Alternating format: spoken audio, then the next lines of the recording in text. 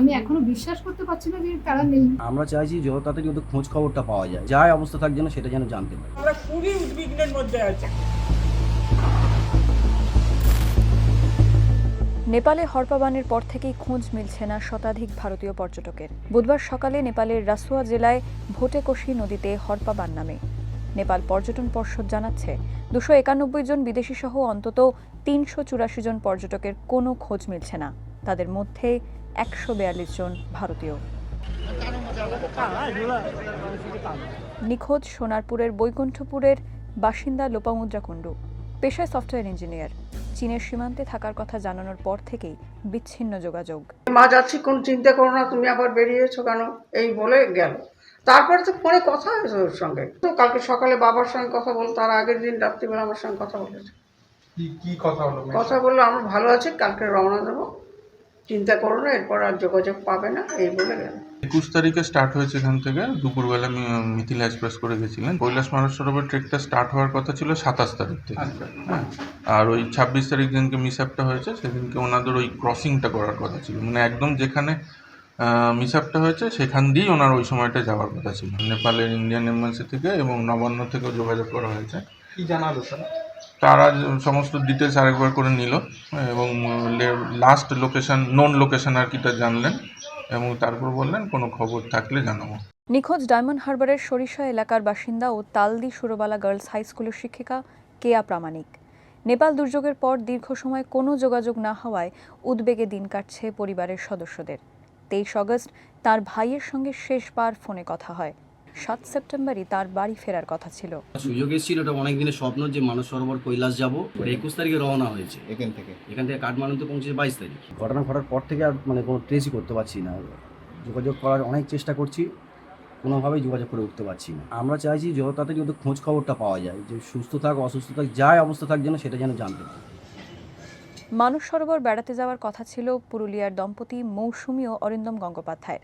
নেপাল বিপর্যয়ের পর থেকেই যোগাযোগ বিচ্ছিন্ন। আমরা খুবই উদ্বিগ্নের মধ্যে আছি। মৌসুমী আর অরিন্দম কর্মসূত্রে দুর্গাপুরে থাকেন। চলতি মাসের 21 তারিখ একটি ট্যুর সংস্থার সঙ্গে মানস সরোবর ভ্রমণে বেরিয়েছিলেন তাঁরা। দুর্ঘটনার পর যোগাযোগের চেষ্টা করা হলেও সাড়া মেলেনি বলে দাবি প্রতিবেশীদের। উনি যে নেপাল হয়ে যাবেন সেটা অতটা আমি ডিটেলস জানতাম না। হ্যাঁ, মানস সরোবর যাচ্ছেন এইটাই জানতাম। তা আজকে যখন শুনলাম যে না নেপালের ছিলেন, ওনার মেয়ের সাথে আজকে যখন কথা হয়েছে, বলে যে কালকে রাত 11টা পর্যন্ত মনে হয় সম্ভবত বললেন যে যোগাযোগ হয়েছে, তারপর আর কোনো যোগাযোগ নেই।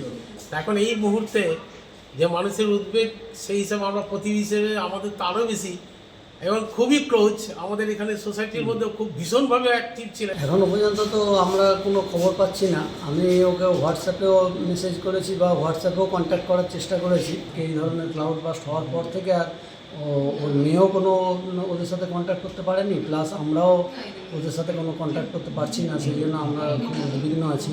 নেপাল দুর্যোগে আটকে আরও এক দম্পতি।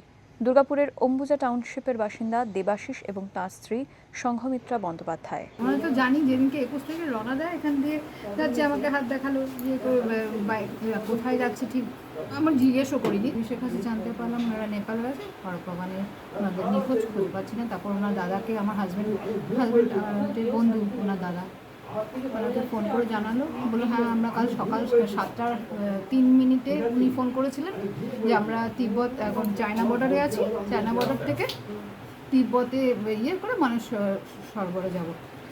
ব্যাস বলছে, তার ওই যে 7:03 ফোন করেছে, তারপর থেকে আর কোনো তাদের ট্রেস নেই। ওনার যে মেয়ে থাকে বোম্বে, ওই জামাই নেপালে আমাদের ইন্ডিয়ান অ্যাম্বাসির সাথে কথা বলেছিল, তারাও সঠিক কিছু বলতে পারেনি।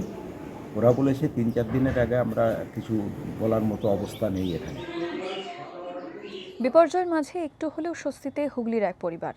দুর্যোগের খবর ছড়িয়ে পড়তেই চিন্তায় ছিলেন পরিবারের সদস্যরা। বারবার চেষ্টার পর শেষ পর্যন্ত খবর মিলেছে। আমরা কাল দুপুর থেকে যখন থেকে আমরা জানতে পারলাম যে এইরকম, আমরা টিভি চ্যানেলেই খবরটা দেখেছি, দেখার পর আমরা প্রচণ্ড উৎকণ্ঠায় ছিলাম, মানে প্রচণ্ড চিন্তা, টেনশান সবের মধ্যে। কোনোভাবে তো আমরা যোগাযোগ করতে পারছিলাম না। তারপর অনেক কষ্টে আমরা যখন যোগাযোগ করতে পেরেছি, আমরা জানতে পেরেছি যে ঠিক আছে, সুস্থ আছে, কোনো অসুবিধার মধ্যে পড়েনি। তারপর থেকে আমাদের একটু নিশ্চিন্তি হয়েছে, কিন্তু তার সত্ত্বেও যতক্ষণ না সুস্থভাবে বাড়ি ফেরে এবং পুরো বাসটা যারা গেছে সবাই যাতে সুস্থভাবে বাড়ি ফেরে সেটার জন্যই এখন চিন্তিত আছি। নেপালে বেড়াতে গিয়ে নিখোঁজ তারকেশ্বরের স্নেহাশিস দত্ত তারকেশ্বরের চাউলপট্টির বাসিন্দা। মঙ্গলবার কাঠমান্ডুতেই ছিলেন। বুধবার নেপাল বর্ডার থেকে তিব্বত বর্ডার পেরোনোর কথা ছিল। সকালে শেষ ফোন, তারপর থেকে আর যোগাযোগ করা যায়নি। দুশ্চিন্তায় দিন কাটছে পরিবারের।